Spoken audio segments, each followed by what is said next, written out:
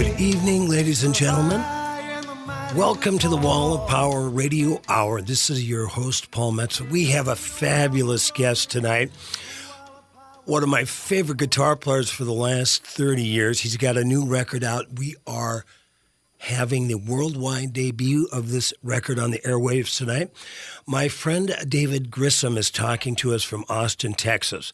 David has toured and recorded with John Mellencamp, Joe Ely, Storyville, the Allman Brothers Band, the Dixie Chicks, Chris Isaac, Robin Ford, the Fabulous Thunderbirds, Ringo Starr, Buddy Guy, Bob Schneider, and John Mayall, among many others. His songs have been recorded by Trisha Yearwood, Leanne Womack, John Mayall, Shannon Curfman, and Storyville, to name just a few. Over the years, he's been featured in Guitar Player, Guitar World, Musician, and Vintage Guitar magazine several times. We're going to be playing tracks off his new record, Trio Live 2020, and I couldn't be more delighted to have my friend David Grissom on. David, how are you tonight? I'm great, Paul. Thank you so much for having me. It's great to visit with you again. Well, and it was good to see you. You were in town about a year ago. We had you on Wall of Power TV with your good friend Greg Koch, a great show at the Hook and Ladder, so we had a chance to get caught up. We bumped into each other over the years. I think I opened up when you played with Joe Ely at First Avenue in 86, and then we bumped into each other again in 92 at Farm Aid 5. In fact, I got a nice picture of us backstage hanging out. And then I saw a phenomenal show with the Joe Ely Band at the South by Southwest at the Crest Hotel at about 2 in the morning. The good old days. Oh man, that was like seeing the Rolling Stones, man. That was such a great band. That was an unbelievable band, and that was kind of at the peak of the whole thing. Yeah. And that, it didn't strike anyone the least bit odd that we were going on around 2 in the morning. So it was definitely a different era, and that was when South by was kind of a secret. Yeah, right. I mean, I remember. Underground. There was like maybe 800 or 900 people there total. Now, over the last several years, of course, it was canceled this year. There was, 5,000 or 10,000 bands, for God's sakes. I know. It was really out of control. I mean, it was 500,000 people. Yeah. From all over the world. Imagine that. Well, David, tell us a little bit about where you came from and how you got to Austin, Texas, and who you started to play with, and how you ended up with the great Joe Ely, one of my favorite American musicians, songwriters, artists, and poets. Yes, me too, indeed. Well, I grew up in Kentucky and sort of was, in the era where there was no internet, and in Louisville, Kentucky, it was not a hotbed of musical activity. It was sort of catch as catch can. But I was lucky to meet and take a few lessons from some guys that turned me on to one. The first guy was the Stones, and then he suggested that I work with another guy who the first suggestion he had was get B.B. King live at the Regal, Magic Sam, West Side Soul, and the Butterfield Blues Band. Wow.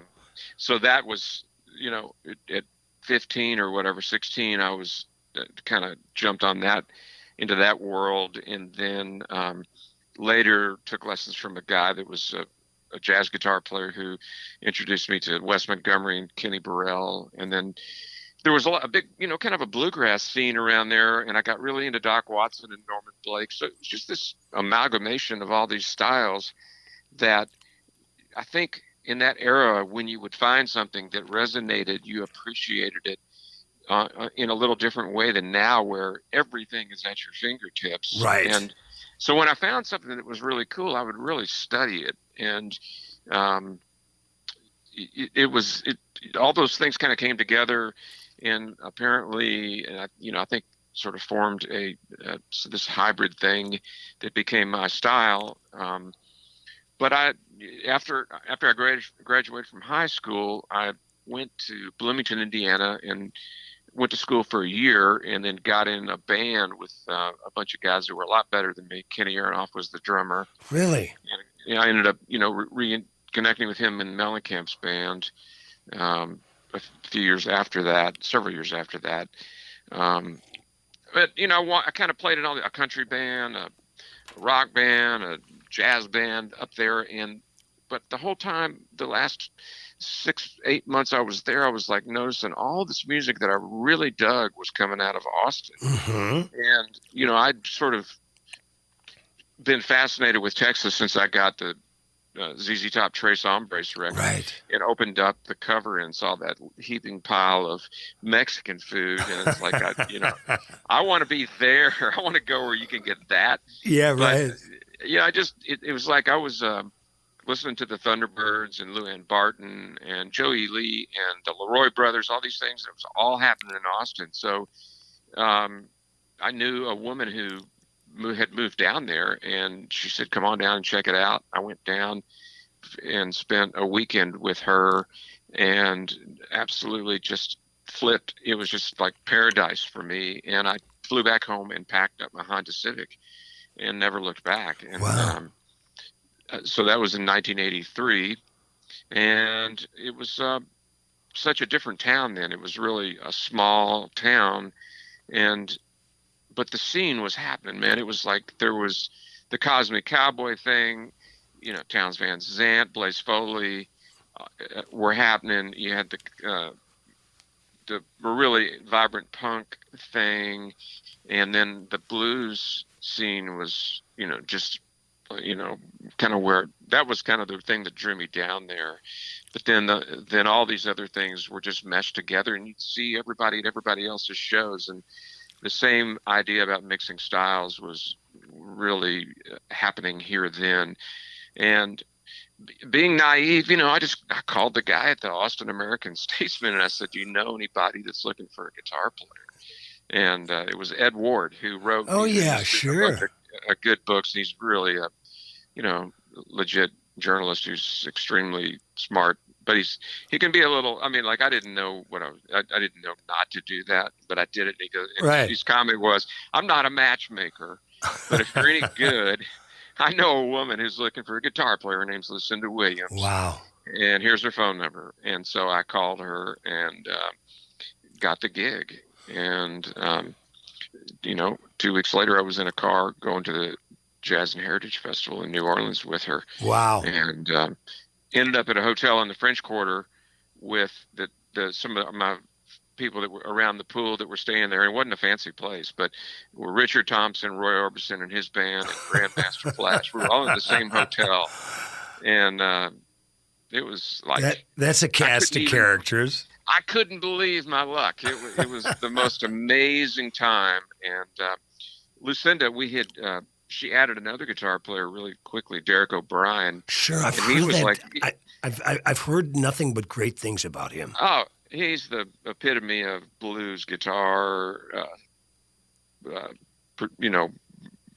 done correctly, and it's such an art to knowing how to adapt, and just to the situation, whether you're playing with a harp player or 2 guitar players or. Anyway, he was in the Antone's house band, so they would back up all the great. I mean, the pinnacle of blues artists. Clifford would bring into Antone's, and they would just come by themselves, and then the house band would back them up.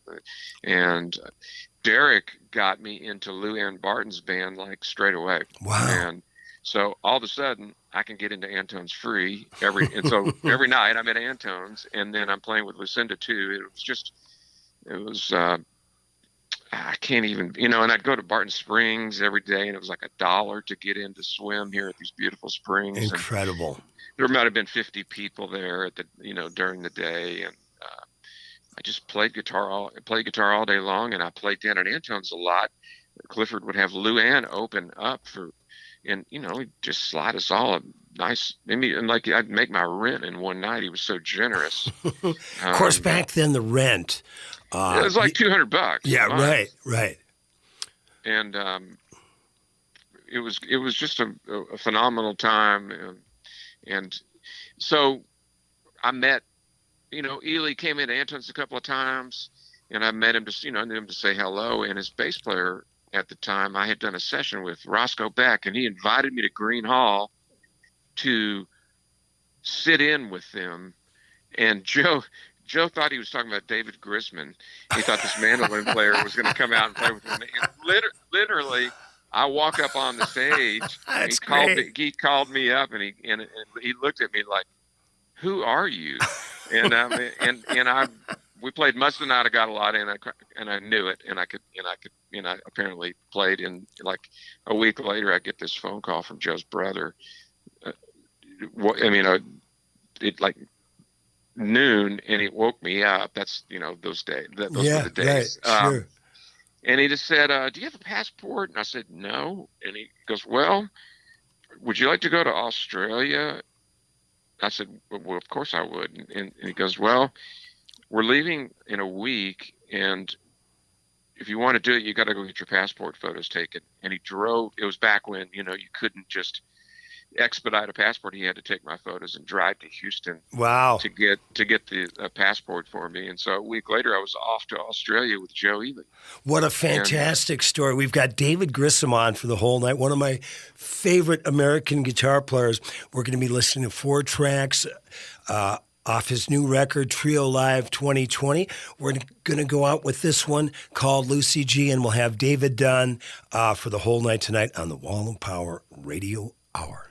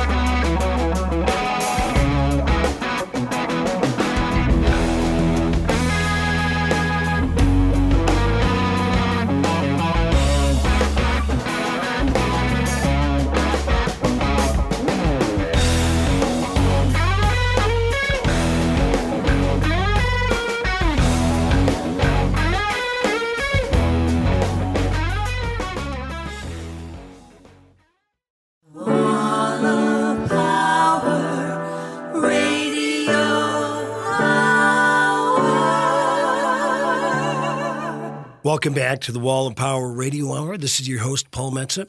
My guest on for the whole show tonight, one of my favorite guitar players in America and a man who's become a friend of mine, Mr. David Grissom. He's got a new record out called Trio Live. We just listened to a track in the first set called Lucy G.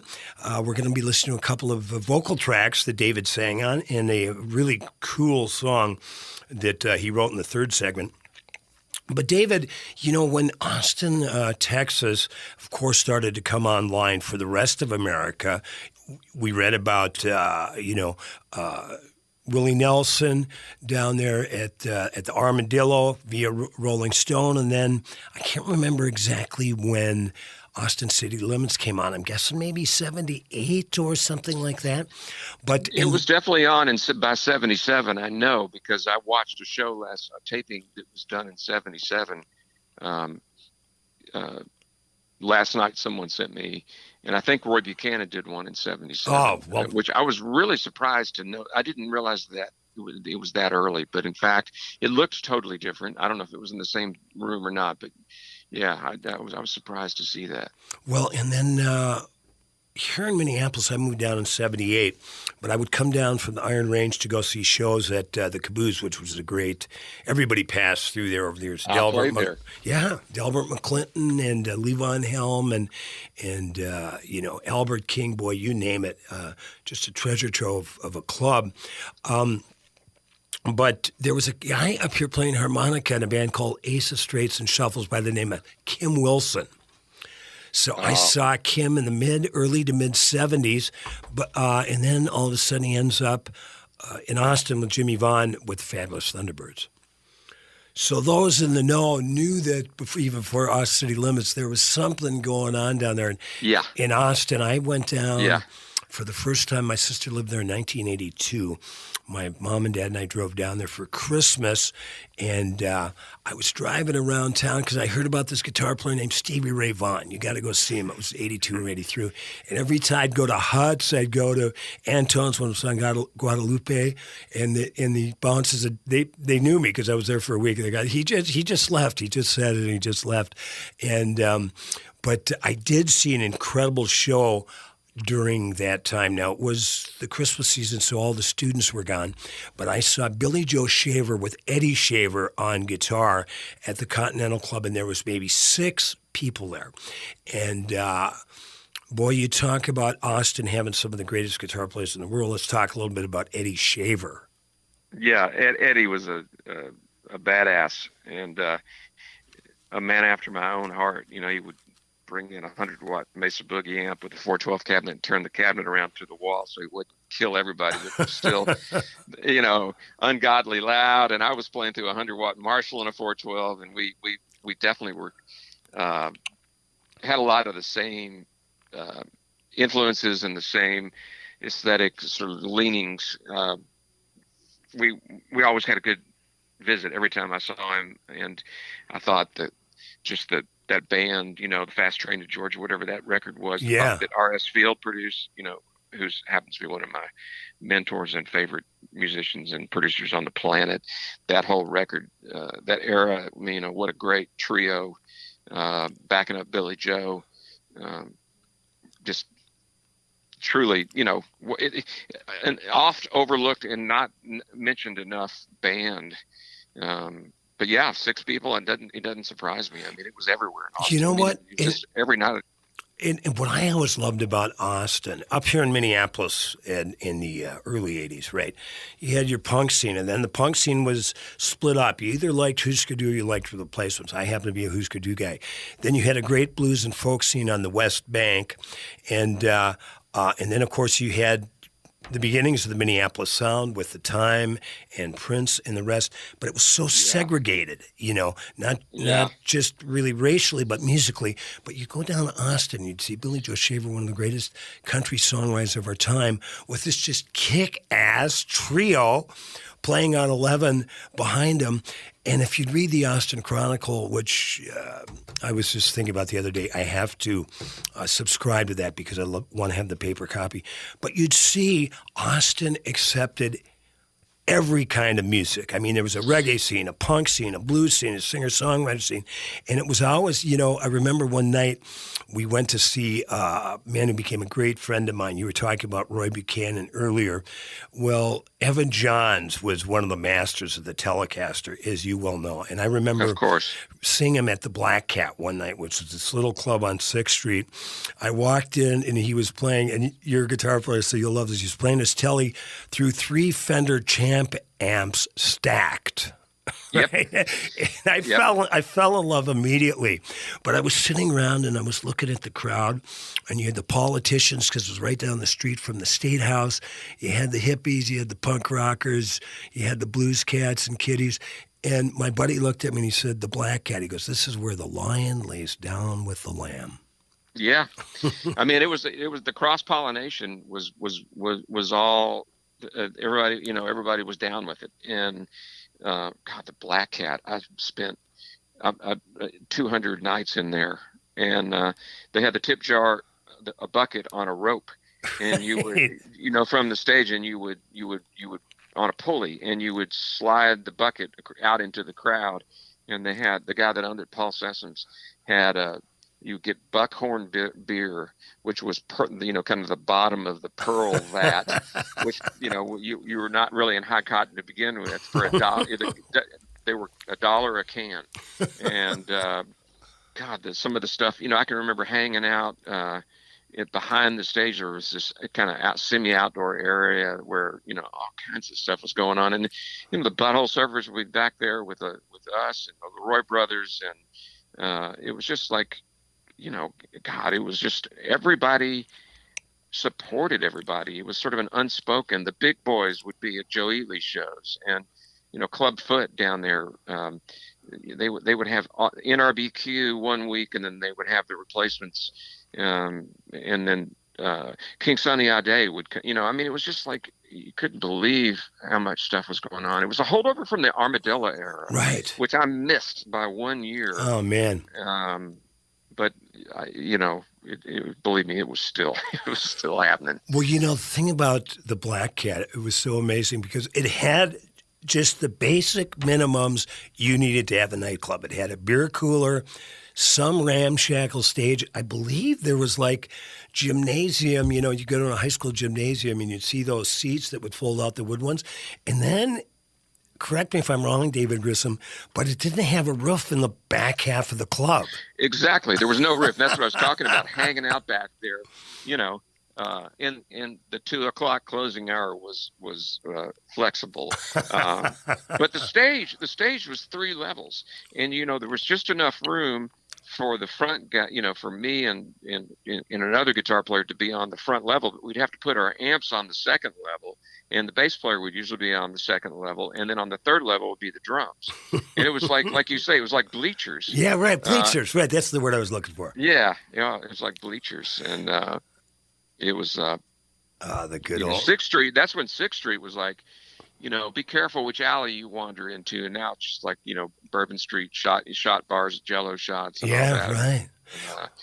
We've got David Grissom on for the whole show tonight. He's got a fabulous record, and this is the worldwide debut. I'm so honored that David is taking time to speak with us on the Wall of Power Radio Hour, but also the chance to be the first place in the world to play this record. We're going to listen to David playing and singing the old Albert King Chestnut Crosscut Saw, and we'll be back with 2 more sets of Mr. Grissom on the Wall of Power Radio Hour.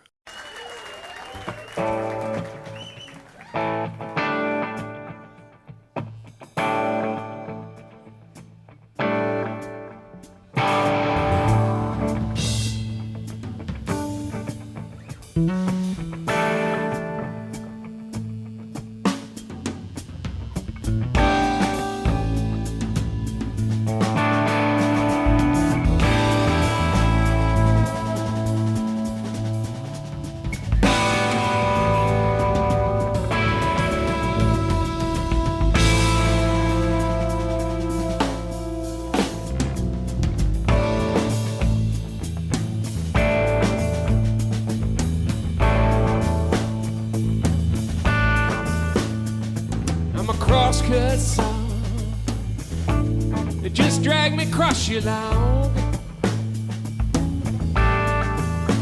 yeah, I'm a crosscut song. Drag me across your lawn. I cut your wood so easy for you. You can help but say I don't. Some call me wood chopping Sam, some call me wood cutting man. The last girl cut your wood for you, won't be back again. I'm a crosscut song. Drag me across your lawn. I cut your wood so easy for you. You can help but say I don't.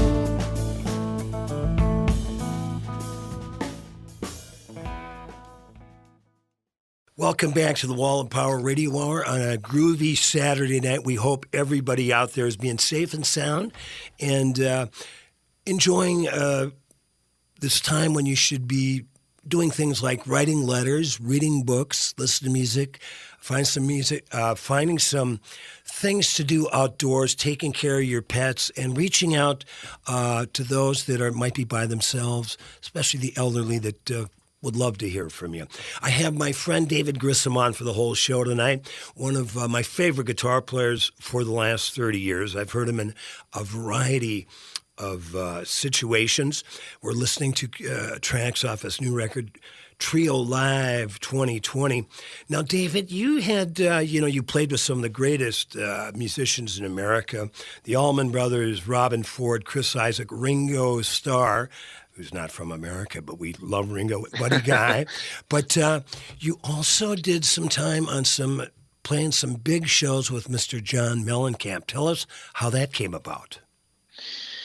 I met John. I knew John when I was in Bloomington back the period I talked about earlier. And I had a job at a record store there, Karma Records, and John would come in and buy records, and that was back when you would rent videos. That was a big deal. Right.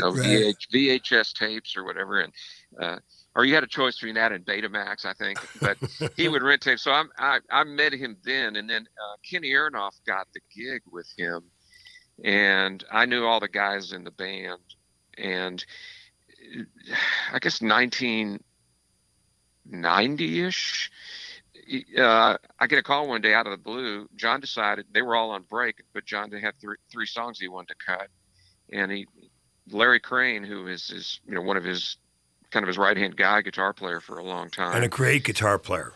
Oh, totally underrated, and just the secret sauce to that whole thing.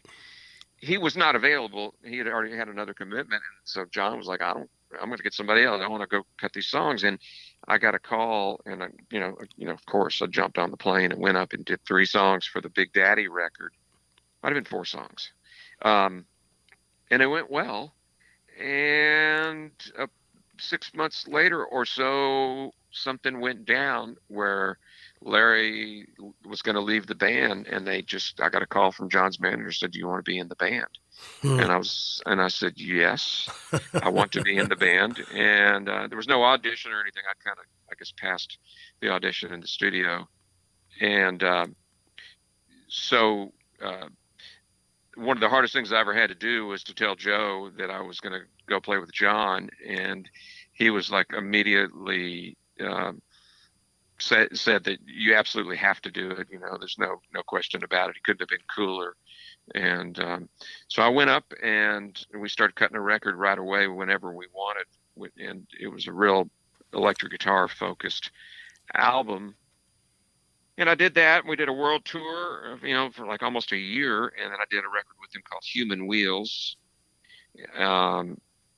And in the meantime, there were a couple of James McMurtry records involved in that through him. Right. I think I ended up playing on a John Prine cut that he was involved with. And I did all of 91, 92, and 93. And then I went out and did 3 weeks with the Allman Brothers. And wow, it was kind of like a little bit of a wake-up call. I mean, John's thing, it was an experience I wouldn't trade for anything, and the guys and women in the band were some of the finest people and musicians I'd ever worked with. But it just, when I went out to the Allman Brothers thing, it was kind of brought me back to the whole loose improvising joy of music thing that I remember, that I'd kind of gotten away from a little bit. John's thing was a little more regimented. Mm-hmm. And so I left John's band and eventually just kind of segued into Storyville for 5 years. David, I was listening to something a couple months ago. I don't know where I stumbled on it, if I was just cruising through my phone, listening to stuff, or if I saw it on YouTube, and I heard this track, and I think it was Whippin' Post, and I thought, man, this has got to be an Allman Brothers track that I've never heard, it like a live version that popped up somewhere, and then all of a sudden I realized it was David Grissom. Well, we in my band every now and then we'll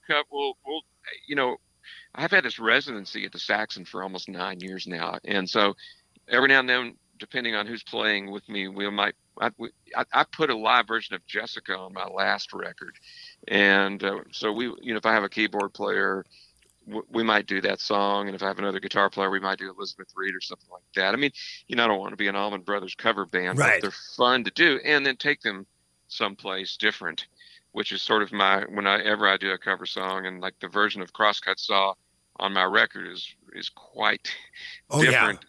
Quite different than what Albert King did. Yeah, it's not straight blues by any means. No, but the history that song is technically public domain. I mean that it is morphed. I forget the first guy that was credited with it, but it has morphed, for 70 or 80 years now. So I like to think I'm continuing the metamorphosis of that tune. You know what I loved about Albert King? Not only was I loved that he smoked a pipe while he played his guitar upside down, but he also drove his own tour bus. Absolutely. That's a man. That is a man. And Buddy Guy was the same way. Buddy Guy was always the first guy up every morning. He's like, "Where is everybody? Let's go." Mm-hmm. I mean, he could have been up to 4 a.m. and he was still up at 7:30, ready to roll. Wow, real pros, man. Old school. Hard workers, man. I mean, definitely old school. But one of the right up there with the Allman Brothers things is I've done 4 records with Buddy, wow. and 2 of them won Grammys, and that's another one of those time warp things that you can't believe that you're actually, and I catch myself in the moment where and almost have to like it's outside my body, right? Like I'm playing guitar, it's an intro, and in the first verse just me, and that's Buddy singing, right? And that and the Allman Brothers thing and playing with Ringo too, it's like surreal. One of my favorite blues records of all time. I keep I've got about 3 copies. I keep one in my basement, my music room, one in my kitchen where I listen to a lot of music, and one in my truck. And that's Folk Singer by Muddy Waters, which is Muddy and Buddy. And I think it's about as deep a blues record as I've ever heard. Yeah, indeed. And Buddy did so much acoustic stuff. I think it was Bucka White. There was a clip that popped onto my Instagram feed or something. I follow all these blues things on Instagram, but he did a lot of acoustic things in the 60s. You should, if you can get a hold of him. I was thinking about this a couple of weeks ago when I was listening to that record. Buddy Guy is due for an acoustic record again. Yeah. He did play some acoustic. He does every now and then play acoustic. It seems like his last couple of records have really been straight 12-bar blues with a lot of covers. Mm-hmm. It's been an interesting sort of a career path for him, but he's got a great producer that he really identifies with, Tom Hambridge, who's also a great drummer and songwriter. And I think they've just sort of, they don't want to keep making the same record. Though I didn't play on the last 2, but they were pretty straight 12-bar blues things. I'd love to hear an acoustic record. Well, let's put that thought into the universe. Hey, David Grissom, before we forget, how can people track down and purchase David Grissom music? Well, you can go to my Bandcamp or iTunes for digital downloads. Bandcamp is super artist friendly, and you can download high-res files if you are into that sort of thing, CD quality or even better, or just MP3s. The iTunes store, it's got all the streaming services, and then my website. My record comes out, and it came out this week, obviously, and so my website has links to everything, davidgrissom.com. And the issue now, unfortunately, is that all the brick and mortar stores are closed and are not taking any new products. So the head of the mailroom, me, has gotten together with the head of marketing, me, and I'm going to be mailing them out from myself for physical copies. But again, the really high quality downloads for no extra they're not. It's not more expensive to get better qualities at Bandcamp, and it's really a cool format. A lot of people don't want the physical product anymore. Cars don't come with CD players. So. Yeah, right. Or computers. Or computers don't. It's funny because we're in, I've been a kind of a one-man operation for years, and I think we all independent musicians, even if we have regular gigs with other people, you still got to do it all yourself. And now, especially these days, and I've had my own record label for years, MaximumFolk.com, and I tell people, I said, I'm the president of the label, I'm the only artist on the label, and I rejected my last record. Because that's how tough the business is. Did you not hear a single? Exactly. David Grissom, But we're going to hear a song you wrote that you sing on that I really loved called Never Came Easy to Me. But we've got 1 minute left before we play that. Must have blew your mind to be playing with Ringo Starr, one of the Beatles, for God's sakes. Oh, I mean, are you kidding? The first record I ever bought with my own money was Revolver. Yeah. And I can remember the day. I can remember begging my father on his way home from work to stop at Vine Records in downtown Louisville to buy that for me, and I would pay him back. And I can remember putting it on, hearing Taxman come through the stereo. I mean, so, yeah, I was on tour with Mellencamp and got a call out of the blue. Don West called Kenny Aronoff and said, "Hey, man, can your guitar player do a session today?" And we had the day off. And so I went to a studio in L.A. and we cut 3 tracks, I think. And I just played acoustic. And Michael Landau played electric. Hutch Hutchinson was on bass. Wow. Ringo played drums while we cut. Oh, man. And I was in a booth with acoustic, and I could look right out, and he was playing the Silver Pearl Ludwigs. Wow. And again, you know, is this Star Trek? Am I on the holodeck, or is this really happening? And, you know, I was just trying to be cool. You know, I was just trying not to gush, I was trying to act like, you know, I'm sure he gets it. I've been around the block enough to know that you might want to not be too enthusiastic here. But right. I doubled apart on one song, and, you know, when it was done with the take, he came out and opened the sliding door, and he says, "Let me shake the hand of the man who just played that fabulous part." And, you know, what a prince. Yeah, that's about as good as it gets, David Grissom. We're going to listen to Never Came Easy to Me and be back one more set with the great David Grissom on the Wall of Power Radio Hour.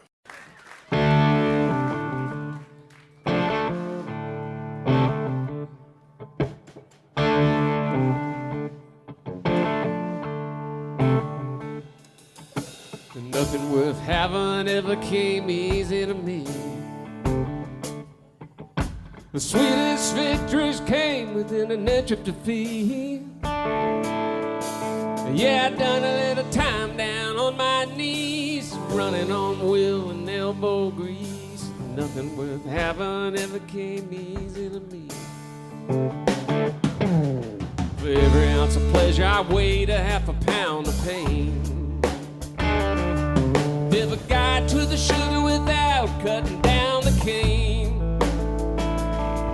Yeah, I've held tight through hurricanes, just waiting on a gentle rain. For every ounce of pleasure I weighed a half a pound of pain.